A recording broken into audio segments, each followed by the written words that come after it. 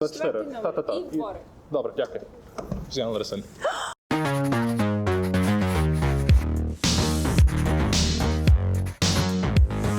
Are you recording? Oh, yeah, the whole time. Welcome, guys. So this is Ukraine. This is Lviv, my home country, my hometown, and we're actually right outside of the house where my grandma, my grandpa lived, where my mom grew up, where my family lived for many years.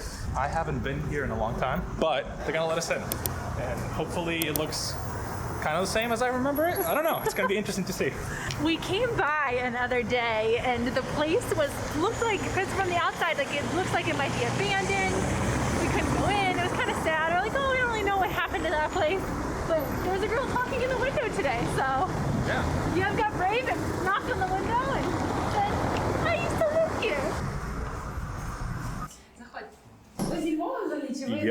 Я народжений зі Львова, вона ні, вона з Америки. А ви тут, в принципі, залишили все. Але саме головне, я думаю, просто як це, типу, все поміняли. Ну так.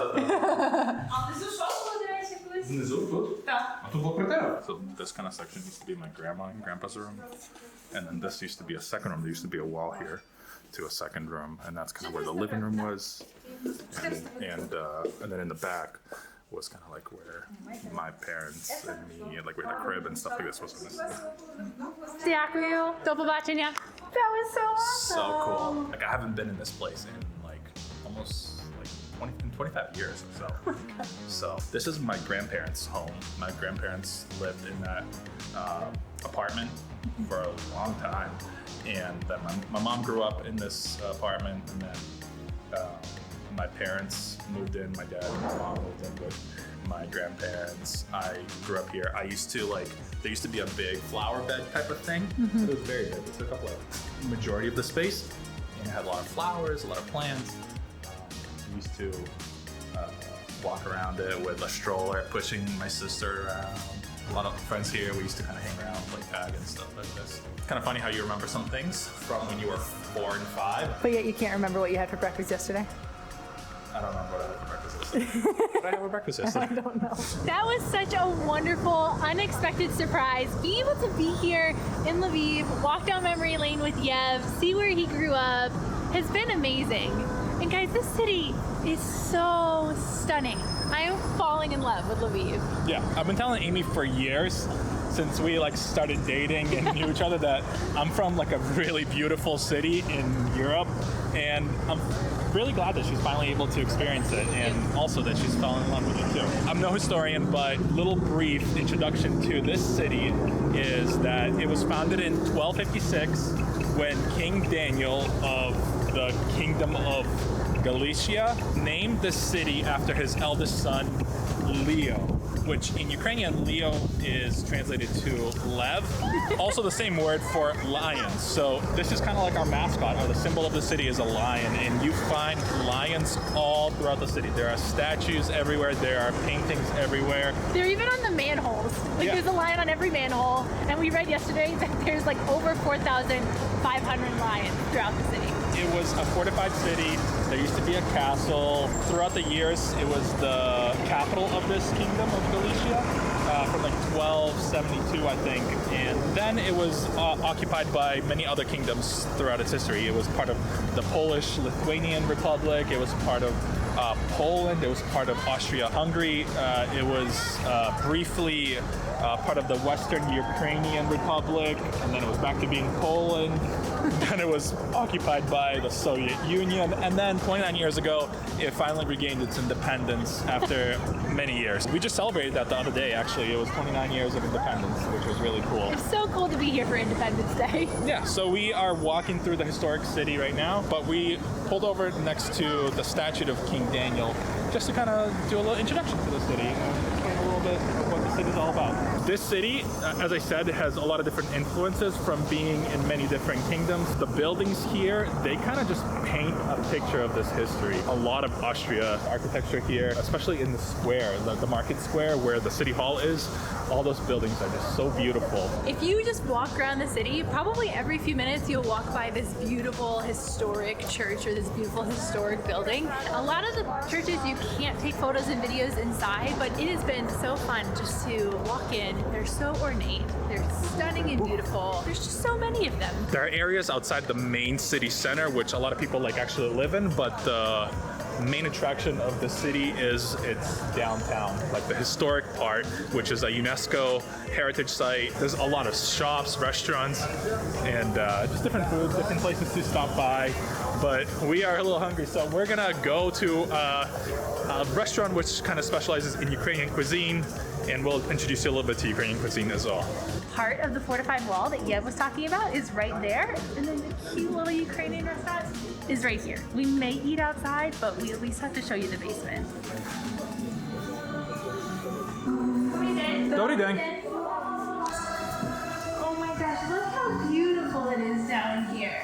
So what these are stoves for heating the house, and they've used it to decorate this restaurant, and it's like tile. It's just so beautiful. It's so cool. I'm just like stunned by how cool it is down here. How's the bathroom? Does the bathroom have tile? Oh, look, they made the sink as if it was like a stove. Wonder if they heat the water down there with some wood. I think we're gonna eat down here because it's just so cool. We get the whole little place to ourselves. Коли вихідні, у нас є акція. Ага, на вихідні. Одну страву, вам по телефону, у нас таке. Ага, ми таке було вже у нас так. Добре. Тільки зранку I співають. understand like maybe 30-40% of what they're saying, but it is really fun having get to speak Ukrainian all the time. Може ще 2 хвилини? Ми вирішимо, і буде за 2 хвилини. You ask her for a few minutes? I said like 2 more minutes. 2 more minutes, yeah. Okay, I think we should do some classic things to showcase some of the Ukrainian cuisine.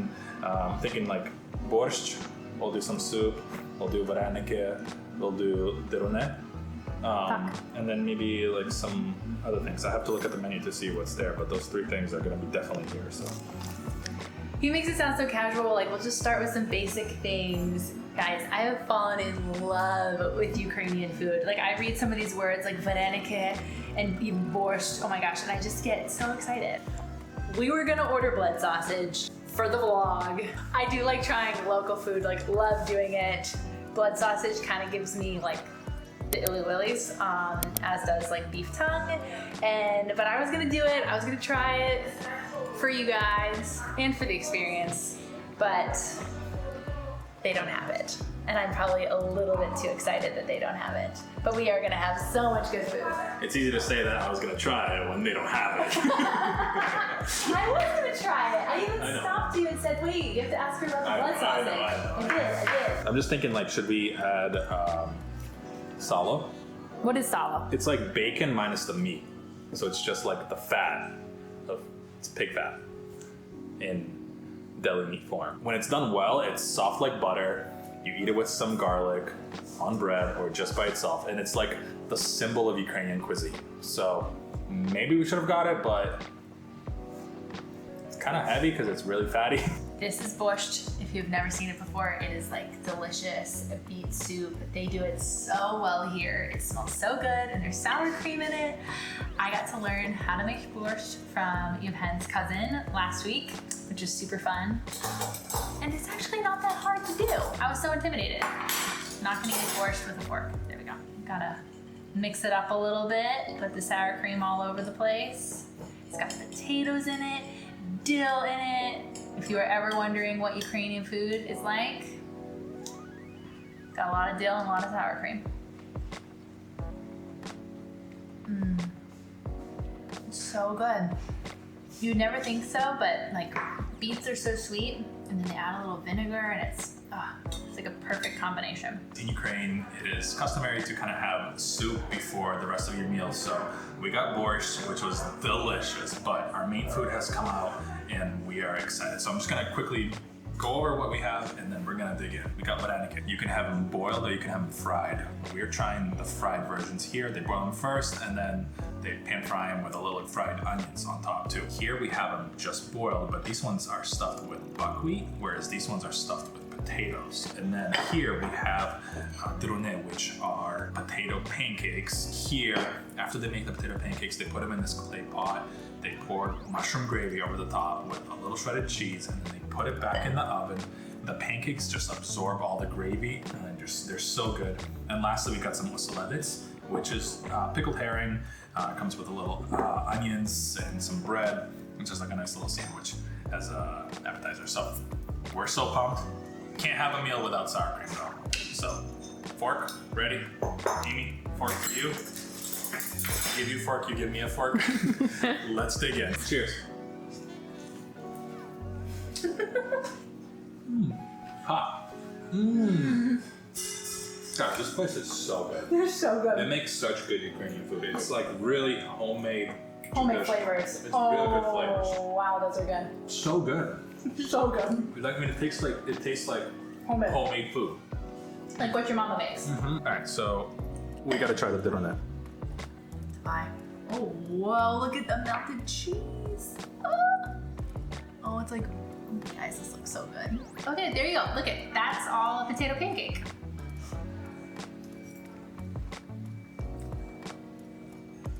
So good. It's like warm, mushroom, cheesy hash browns, but better than hash browns. Ultimate comfort food right here. Oh my gosh, I love it. Look at that cheesiness.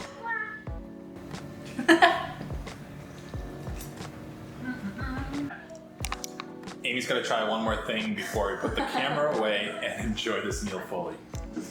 Amy, you know you gotta try. I know, I'm not the biggest herring fan. My family has it on Christmas Eve. Yev likes it. I am growing to like more fish and pickled things, but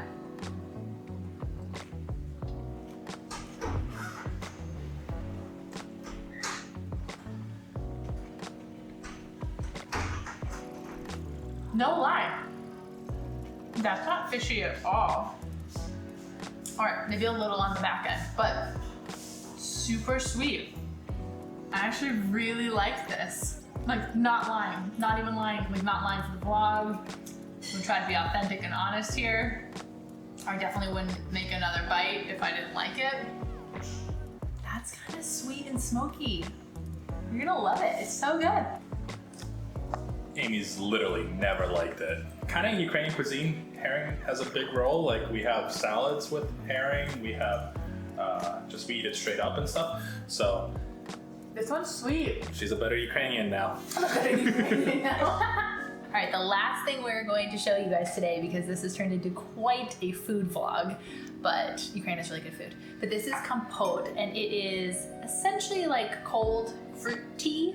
They take a ton of dried fruit, put it in like a big pot, and then they boil that dried fruit, and then they take that water that boiled, they cool it down, and then they drink it cold. It's kind of like a cross between juice and tea. I think it kind of tastes a little smoky, but Yev says it's just the plum taste. Yeah, go back to you. What do you think of Ukrainian cuisine? I think it is drastically underrated because that was so good. It's so delicious. But honestly, before I met Yev and married Yev, I had never heard of Ukrainian food, never tried Ukrainian food, and which is just so sad because it's so good. Guys, this place, it's called Teplý Piec, which translates to like warm oven. It's truly like probably the best Ukrainian cuisine we've had here in the city so far. And the prices are very reasonable. Like that whole meal was 340 hryvnia, which translates to, I don't know, like 14 USD. $14 for that entire Ukrainian feast, which is crazy. And such a cute, beautiful restaurant. Very good. Love it. We're just coming up to the city square where the city hall is, but here on this corner, right outside of it, are these two churches. The one behind me is a small family chapel that was built in like 1700s for the Boym family. This family was super influential. The only brain surgeon in Lviv was a member of this family at that time.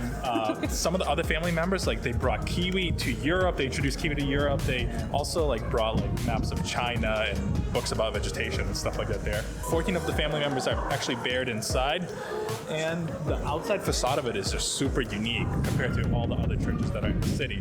Speaking of churches, there's a second one right here. It's a Polish Latin cathedral. This place is huge. On the other side of the church, there is this little ball that is hanging off with this plaque behind it, and it's there to memorialize that in 1672, there were 200,000 2,000 Turkish fighters that came to try to take over the city of Lviv, and 1,500 Lviv citizens were able to defend the city and keep it from being taken over, which is just so cool. But apparently there was like a big ball that like went into this church right here. We have made it back to Lviv City Square, which I think is kind of my favorite place. Yeah, this place is just incredible. It is where the city hall is. The original city hall was built in like the mid 13th century, and the one that's standing here today was built in the mid 19th century. This place is like the heart of the city. There's so many restaurants, there's so many street musicians. And the cutest tram goes through the city, and it doesn't go through super fast, so people like actually like bike ride in between the two trams and like walk across all the time, and they slow down, they let pedestrians go. It's just so quaint and cool. I love it. And it's yellow. Nice. That's a tram. It's so cute. It's like an old Soviet style tram. You can usually climb up the City Hall tower, the clock tower. It's unfortunately closed right now for renovation, so you can't do it right now. Next best area to do so is to go to the High Castle, where you can climb up the castle and get like a panoramic view of the city. High Castle, it used to be a castle. Right now, there's no castle up there. A little of the old wall you can see, but it is still a really cool viewpoint. You can see like out into like the outskirts beyond like the main city from up there. Yeah, guys, it's so fun to be here in this city. I hope you enjoyed this little glimpse of Ukraine and Lviv and a little bit of my history and where I came from. So we plan on being here for a little bit and to showcase more of this beautiful country and this beautiful city. If you guys enjoyed this video, please give it a like and subscribe to our channel as we explore Ukraine more. We'd love to share it with you guys. I used to live in this house here. Right there. Right on the square. With this view. Right with this view. So cool. It's so crazy. So cool. This is the best city. We can't wait to show you guys more. See you next time.